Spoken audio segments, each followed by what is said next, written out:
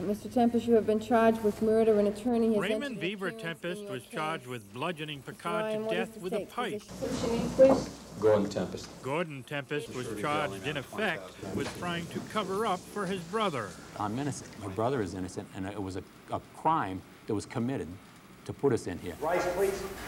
Tempest says he has not seen his brother since his brother was led out of a Providence courtroom after a jury found him guilty of second-degree murder 5 years ago. Law calls for a maximum sentence. 16 months later, Gordon Tempest was found guilty of obstructing the murder investigation to protect his brother. If I thought for 1 second that he was guilty, I never would have testified for him. Without any question, I would have given any information I had, incriminating or not, over to the investigators. I would have helped in arresting him without any question.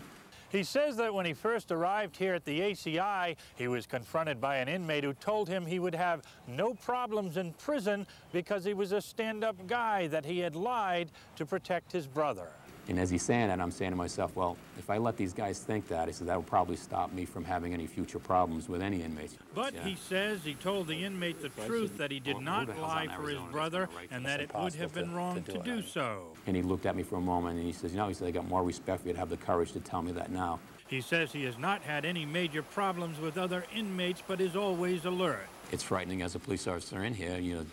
Everybody in here is in here because of police officers, and there's a lot of animosity towards police officers. It's a very dangerous place to be. It's going to be difficult for any human being to come in here, but as a police officer, I've run into guys that I've arrested. I'm in protective custody, so I feel secure in there, and that's, I mind my business. You've got to walk a fine line in here too. I know that even more so as a former police officer.